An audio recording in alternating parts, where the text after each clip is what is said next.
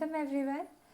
Today I'll be discussing the poem The Call Within, written by James Patrick Kinney, and this poem is mainly for the 9th standard students of ICSE syllabus, and even the 10th standard students can use this for the purpose of revision. Okay, fine. So to give an introduction about this poem, through this poem the poet actually he tries to hold a mirror against humanity, reflecting how it has degenerated. Okay, so we human beings, we have created many divisions among ourselves, like the divisions of caste, class, gender, then what else, religion, then the division of being rich, poor. So many innumerable divisions are there. Okay, so through this very short poem, the poet is actually trying to give us a message. The message that if we keep discriminating each other, then the world will end in chaos and nothing else will be the result. Only we can say utter chaos. Hope you understood. So we'll now move directly into the poem. I'll be reading each paragraph and I'll be explaining line by line. So I hope you all have the textbooks. So keep your textbooks open, look into it, and let us discuss together and let us learn together. And let us read the first stanza now. 6 humans trapped by happenstance in bleak and bitter cold. Each one possessed a stick of wood, or so the story is told. So this first stanza, the poet has written in such a way that he is narrating a story that he has heard from someone else. Okay, so he says that there were 6 humans. So see, by saying 6 humans, we can understand that the focus is not the group. So the focus is on each of the 6 individuals. And he says 6 humans trapped by happenstance. So from that we can understand all these 6 people, they came together or they got trapped together by chance or by coincidence. The word happenstance means something that had happened by chance or coincidence. Okay. Then and that too in bleak and bitter cold. So it's a winter season and the cold is so unpleasant and it's so bitter. That is, this condition is so severe, and each one possessed a stick of wood. So according to that story, each one of them, so there are 6 people and each one of them possessed a stick. Okay, a stick of wood with them. That's it. So now we'll see the second stanza. Their dying fire in need of logs, but the first one held hers back, for of the faces round the fire she noticed one was black. So as we saw in the last stanza, it is the winter season and there are 6 people trapped together. Each of them has a log or a stick of wood in their hand. And now in this stanza, the author is saying that, or the poet is saying that the fire which is there to keep them warm is about to die out now. Okay, it is in need of a stick. So the people, they are supposed to donate their stick or put their sticks into the fire to keep it alive. Okay, but the first person in the group, who's a lady, she was not ready to donate her stick, and the reason was she noticed that one of the persons sitting around the fire was a black man. Okay, so that is, or here it is racism. Okay, she was so prejudiced, and this is racism. So she actually, that stick, she should put that stick into that fire to keep herself warm. Okay, but she feels that if she puts that stick into the fire, then that will keep the black man also or that will give warmth to the black man also. And this she doesn't want to happen. She doesn't want to help that person. She doesn't want to do anything that will be a gain to that black person. So because of that racist attitude, she is not ready to donate her piece of wood or her stick of wood. Now let us see the third stanza. The next man looking across the way saw one not of his church, and could not bring himself to give the fire his stick of birch. So the next person, even he wanted to donate his stick of wood to keep the fire alive, but when he looked around, he saw that one of the persons in that group does not belong to his religious community, and so this man was not ready to donate his stick of birch. Birch means it's a kind of tree from which the outer bark can be easily pulled out. So he had a stick of birch in his hand, and even he was not ready to donate it to keep the fire alive. And now we will read the fourth stanza. The third one sat in tattered clothes. He gave his coat a hitch. Why should his log be put to use to warm the idle rich? So now the focus shifts.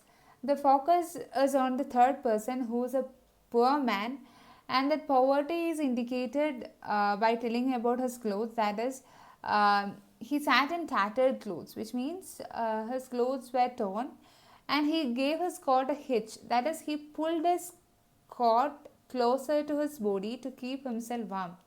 And this man, when he looked around, he saw that a man in that group was a rich man. So according to this poor man, the rich are idle. That means the rich people are so lazy that they make the workers to toil so hard, and they simply enjoy the fruit of their labor. And this stopped him from putting his log or his stick into the fire to keep it alive. And now we will see the fifth stanza. The rich man just sat back and thought of the wealth he had in store, and how to keep what he had earned from the lazy, shiftless poor. So now see, the rich man, even he had a stick in his hand, but that man, he's presented as a very greedy and selfish man, because there he is thinking about how to keep his wealth or whatever he has safe, or like how to keep those things safe from the poor, whom he considered as lazy and aimless. That is what is meant by shiftless, means the people lacking ambition or aim or any sort of energy. Okay, so this man is so greedy and selfish. Even at that point, when they are suffering from cold, he is thinking about how to keep his wealth, like how to keep it away from the poor man. Hope you understood. Okay, so now we'll move on to the next stanza. The black man's face bespoke revenge as the fire passed from his sight, for all he saw in his stick of wood was a chance to spy the white. So now the focus is on the black man, that same black man whom the white lady saw in the second stanza. Okay, so here, what we can guess is that this man, certainly he would have been a victim of racism. Okay, so now on his face what we could see is only revenge. So he knows that, there it is mentioned that the fire is about to die, but in his stick, or that stick of wood that he has in his hand, he saw an opportunity to take revenge upon the white Americans who had shown so much of racist attitude towards him. Okay, so this man, he knew that if the fire goes up, he'll get perished.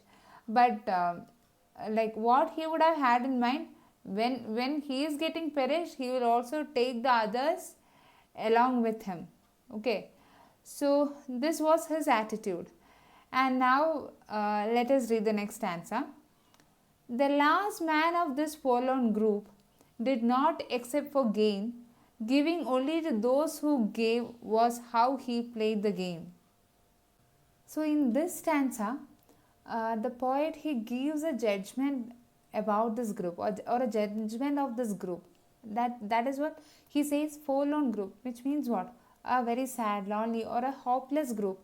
And in this group, the last person, so he was such a man who does nothing except for gain, for his gain. Okay, so he's a very selfish person, and he used to give something to someone only if he has a chance to get something in return, or if they are ready to give him something back. So this is how he played the game, or this is what his attitude is. Okay, and now we will move on to the last stanza. Their locks held tight in death's still hands was proof of human sin. They did not die from the call without, they died from the call within. So now in the last stanza, all of them are dead. Okay, all of them are dead, and still they have that their sticks in their hands held so tight. And here the poet says that that stick held so tightly in their hand is a symbol of human sin. So human sin, okay, we could say that in a way each of them are responsible for their own death, or in another way we could say that each of them are responsible for the other one's death, because they were not ready to give their logs to keep the fire alive, right? So they killed the other because of their inaction. As a result of their inaction, they remained inactive, and that resulted in the other one's death. So that stick, that log held so tightly in their hand, is a symbol of human sin. And they did not die from the cold without. That's a fact. Okay, it's not the winter, it's not the cold outside or the cold weather that killed them. They died from the cold within. So that cold within is what? That is a lack of that humanitarian feelings, or lack of that warm human spirits. Okay, their hearts were so cold. They lacked that warm human spirits, and that resulted in their death. Okay, so keep these two lines in your mind. Don't forget it. Like, you can expect questions based on these lines. That is, they did not die from the cold without, they died from the cold within.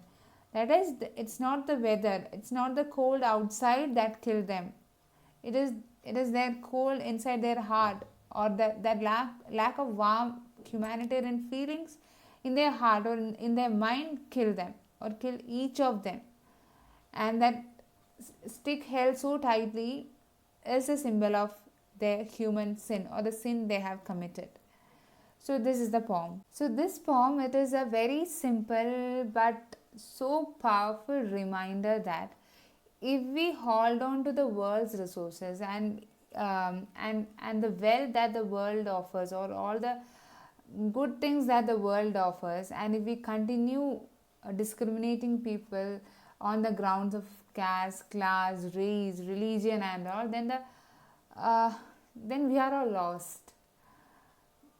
That will be the end. Our end also will be the same as that of those people we have seen. Like, I'm not talking about, don't take it in literal sense, that is like we will die of, no. But what? We'll not have a warm heart, we'll not have a warm mind, and we are not going to gain anything. We'll be simply losers. So that's it.